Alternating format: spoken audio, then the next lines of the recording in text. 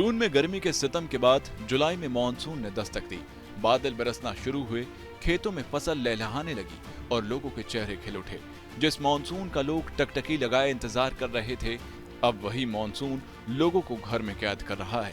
आसमान से बरसाती प्रकोप जमीन पर हाहाकार मचा रहा है। नदी नाले उफान मार रहे हैं, सड़कों पर सैलाब आया हुआ है, पानी सड़कों पर है और लोग घरों के अंदर।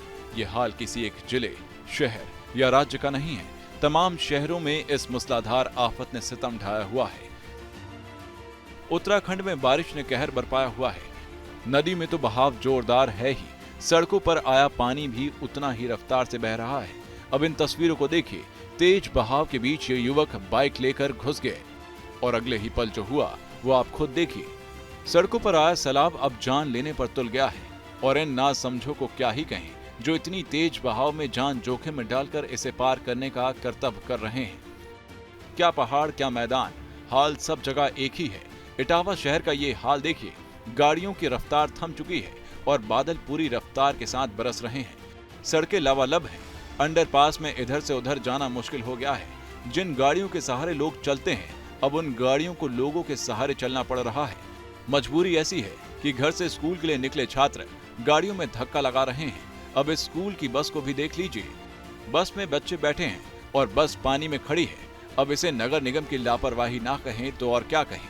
इस अंडरपास से ना तो बस निकल पा रही है और ना ही पानी। सब ठहरे हुए हैं।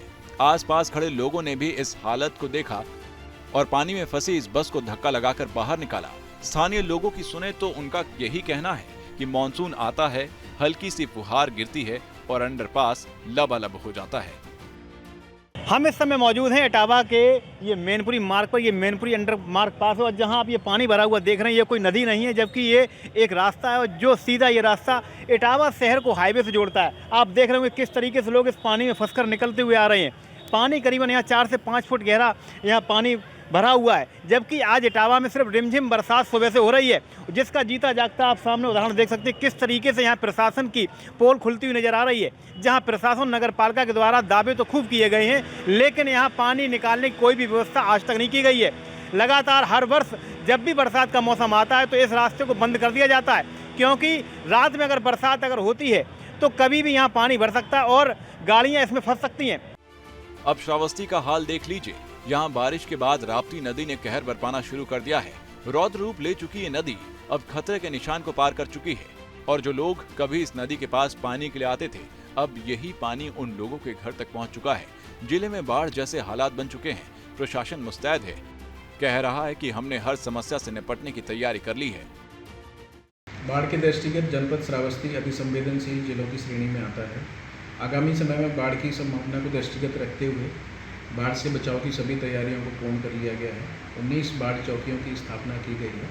इसमें सभी जगह बाढ़ चौकी प्रभारी तैनात हो गए हैं। उनको ब्रीफ कर दिया गया है, उनकी मीटिंग हो गई है। इसके अलावा शरणालय और पशु शिविरों की भी स्थापना कर दी गई है।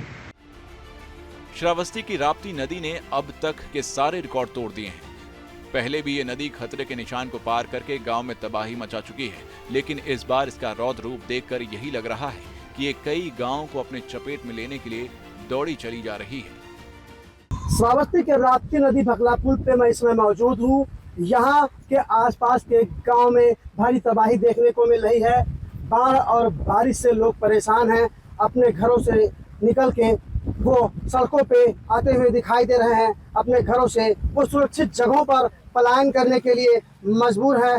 पल्ली तान करके वो रहने के लिए मजबूर है। हमारे साथ कुछ परिवार के लोग हैं, उनसे जानते हैं कि बाढ़ की जो समस्या है किस तरह से उनको हुई है और किस तरह से वो इन समस्याओं को झेल रहे हैं। कहाँ मिला 3 बजे का खावा पिया नहीं रहा, तो नदी काटती, फिर गांव भी बचे वाला नहीं है। मतलब गांव नहीं बचने वाला है। गांव भी बचने वाला नहीं है। गांव देखो नदी बिल्कुल भरे भरे काट रही है। सब आपके गांव में कितने लोग रहते हैं, कितनी संख्या में लोग वहाँ रहते हैं? अरे कुछ नहीं था, 70-80 घर तो वही है। सीतापुर के हालात भी दिन ब दिन बिगड़ते जा रहे हैं। ऊपर से पानी नीचे तो आ रहा है, लेकिन नीचे से कहीं नहीं जा पा रहा। ये तस्वीर देखिए। इन लोगों ने पानी में घर नहीं बनाया है, बल्कि ये पानी इनके घर तक पहुंच चुका है। बारिश रात से हो रही है। हम आपको बता दें कि सीतापुर में सराय नदी के मुख्य नदी है जो काफ़ी उफान पे चले, जिसके चलते कई मोहल्लों में पानी भी भर गया है। सीतापुर का जो एक मोहल्ला शरनाथ का ये भी मोहल्ला, यहाँ भी लोग काफ़ी परेशान हैं। जो है काफ़ी जो 3-3, 4-4 फुट तक पानी भर गया। हमारे संग महिलाएं भी मौजूद, उनसे भी जान लेते हैं क्या क्या समस्या आ रही है। मैम, क्या क्या समस्याएं आ रही हैं? समस्या तो बहुत सारी है, ना निकलना, ना बैठना, ना कुछ ना हो पा रहा है। स्कूल जाना है बच्चे के यहाँ, ड्यूटी जाना है लोगों के यहाँ, किससे कहाँ से लोग। आपके घर में शादी भी है, उसको भी जो काफ़ी दिक्कतों का सामना करना पड़ रहा है। दिक्कतों का सामना आज से शुरुआत है, ऐसा दिक्कत तो है, ना कोई आ पा रहा ना कोई जा पा रहा है। जी, आपको बिल्कुल बता दें, देखिए कितना पानी भरा। हमारे संग और भी लोग मौजूद हैं, वो भी जो अपने बच्चों के लिए ब्रेकफास्ट के लिए नाश्ता भी लेकर के आ रहे हैं, जो काफ़ी दिक्कतों का सामना भी करना पड़ रहा है। क्या क्या समस्याएं आ रही हैं? समस्याएं बड़ी विकराल हो रही है। 3 दिन से लगातार बारिश हो रही, कल हल्का पानी कम हुआ था। प्रशासन भी लगातार लग रहा है, रात में लगातार प्रशासन से डीएम साहब, चेयरमैन साहब और यहाँ के सभी बिजली विभाग के कर्मचारी सभी लोग लगातार लगे हैं, लेकिन कुछ व्यवस्था बन नहीं पा रही क्योंकि लाइट बार बार कट रही है। अब बस्ती की इस तस्वीर को भी देखिए। नगर निगम की मेहरबानी से यहाँ पानी की कोई कमी नहीं है। सड़कों पर तो पानी लबालब भरा ही हुआ है, साथ ही घरों में भी बिना नल के जल पहुंच रहा है। घर का सामान पानी में तैर रहा है और लोग अपना सारा काम धाम छोड़कर उसे बिटोर रहे हैं। लोगों को घर से बाहर निकलने के लिए भी सोचना पड़ रहा है। जहां नजर डालो बस उधर पानी ही पानी नजर आ रहा है। राजधानी लखनऊ में भी आसमान से आफत बरस रही है, कभी तेज तो कभी धीरे, लेकिन लगातार बारिश हो रही है। तापमान नीचे जाता जा रहा है और सड़कों पर पानी का स्तर ऊपर उठता जा रहा है।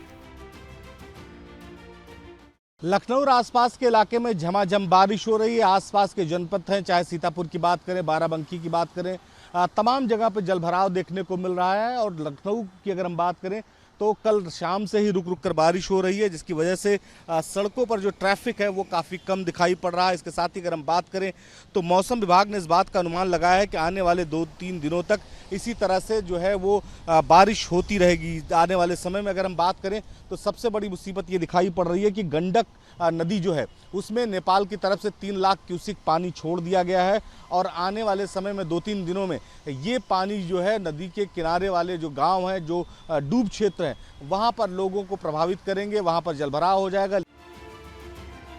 तस्वीरें अलीगढ़ की हैं। सड़कों पर पानी भरा है और एक युवक पानी हटाने में जुटा हुआ है। इसे भी पता है कि इसकी इस मेहनत से पानी हटने वाला नहीं है, लेकिन ये सिर्फ नगर निगम के विरोध में कर रहे हैं। नींद में सोए हुए सिस्टम को जगाने के लिए कर रहे हैं। इस आसमानी आफत से इंसान से लेकर जीव जंतु सब परेशान हैं। नदियों का जल स्तर बढ़ चुका है। पानी में रहने वाले जीव अब शहरों में घुसने लगे हैं। तस्वीरें आगरा की हैं। यहाँ नदी से निकलकर एक मगरमच्छ इलाके में घुस गया। बमुश्किल लोगों ने उसे पकड़ा और दोबारा नदी में ले जाकर छोड़ दिया। ऐसा ही कुछ बहराइच में भी हुआ, जहाँ एक लिजार्ड गाँव में घुस गया। इस बड़े से जलीय जीव को देखकर लोगों में दहशत फैल गई। लोगों ने वन विभाग को इसकी सूचना दी, जिसके बाद मौके पर पहुंची वन विभाग की टीम ने इस लिजार्ड का रेस्क्यू किया। लखीमपुर में भी पिछले 24 घंटे से बादल बरस रहे हैं। जनजीवन अस्त व्यस्त है, सड़कें पानी से लबालब हैं और गाड़ियां ठहरी हुई हैं। ऊपर से टूटी फूटी सड़कें लोगों के जले पर नमक छिड़कने का काम कर रही हैं। Team news state.